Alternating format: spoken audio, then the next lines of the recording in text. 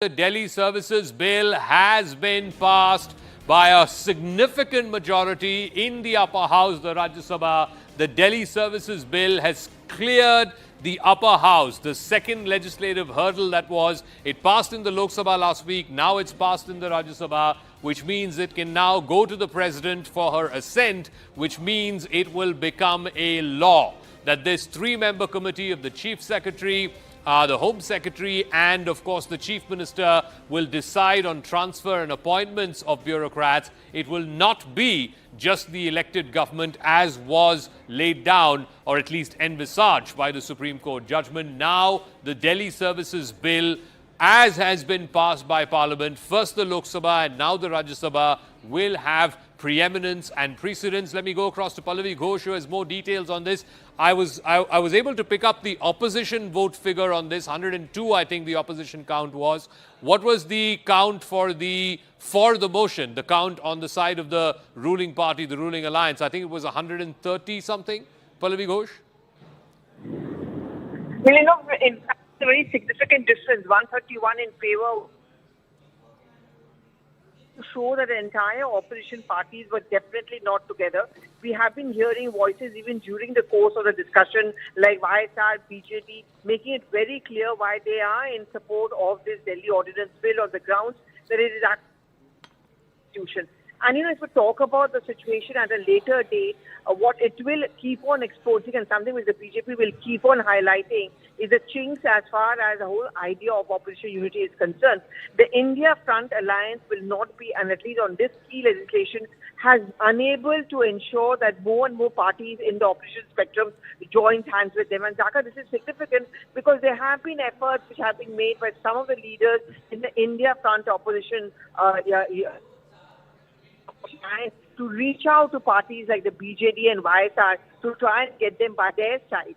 The point which they were trying to make is that if it can happen today to Delhi, it can happen tomorrow to you. They didn't clearly cut much ice, and it just goes on to show that it's, as of now, as far as getting the numbers on the floor, even though you don't have that advantage that you have in Lok Sabha, BJP certainly managed to show that it has the strength and a very good flow management as well.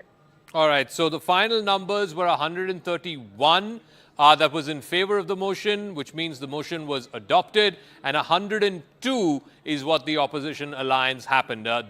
This is a significant jump up for the NDA. Remember, they were not in a majority to get this bill passed in the Rajya Sabha, but then surprisingly, both the BJD and the YSR Congress, Jagan Mohan's party, both decided to back this bill, and that's how they managed to get this bill almost sail through as far as the Rajya Sabha is concerned. It was 131 in favor of the motion, and the motion got adopted, and it was 102 against. So a significant, almost 20 difference between the opposition numbers and the numbers of the NDA. So Pallavi, this coming a day before the no confidence vote to be taken up in the Lok Sabha starting tomorrow, what may that mean? Because clearly, even in the Lok Sabha, the numbers game is even more starker. The NDA has well over 300, the India Alliance just about 140. But even in the Rajya Sabha, where things were supposed to be close and where the NDA did not have a majority, it seems like the numbers have sailed through as far as the NDA is concerned. This motion has sailed through with 131 members of the upper house voting in favor and only 102 voting against. So the Delhi Services Bill has now cleared what is perhaps the last legislative hurdle, which was to clear the Rajya Sabha, the upper house of Parliament. Right now, it will now be sent to the President for her assent, and thereby it will become the law of the land. Now, whether there will be a further legal challenge to this, we'll have to wait and see, because remember, in the Supreme Court judgment, which came out sometime back in the month of May, I believe, in that Supreme Court judgment, it was very clearly said in paragraph 78 that Parliament can pass a law, and that judgment was not going to be a hindrance to Parliament passing a law. And that is what Parliament has done today. It has passed a law. Last week it was in the Lok Sabha, this week in the Rajya Sabha.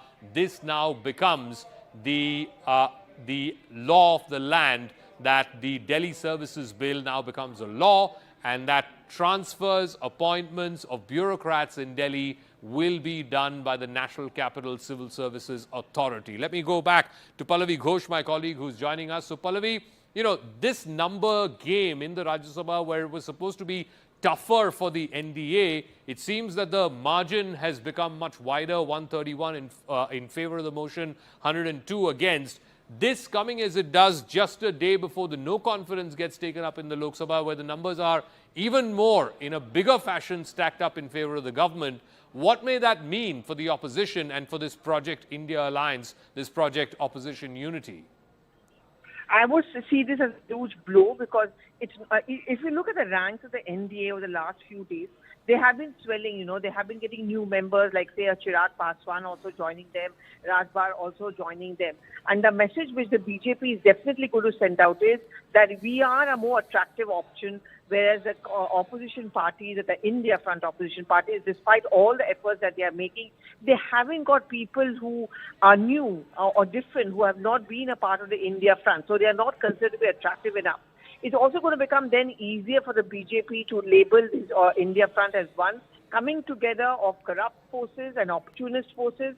And second is not being considered lucrative enough for even other parties in the opposition benches to join them. So then the question which the BJP will ask at some point of time and closer to elections is that if the other parties do not find the India front attractive, then why should the voters even find them attractive? I think that's going to be the big key takeaway. And Zaka, it won't just stop at the passage of the Delhi Ordinance Bill in Rajya Sabha. From tomorrow onwards, the debate and discussion begins on the no confidence motion. And even the numbers over there by which the motion is likely to be defeated is going to be huge, because you're going to have the ISR, BJD already making it clear that they're going to be voting along with the government. So at the end of this monsoon session of Parliament, it's certainly going to be advantage BJP in terms of sheer numbers. And it's always going to raise a question mark over the ability of India front opposition to attract more members into its fold. All right, just give me a moment, Pallavi. My colleague Rupashri has just put out this information that Arvind Kejriwal, the Delhi Chief Minister, will be having a press conference. I'm not sure if it's a full-fledged press conference or just a reaction by the Delhi Chief Minister. That's going to happen at 10:15 in the next couple of minutes or so. It'll be the first.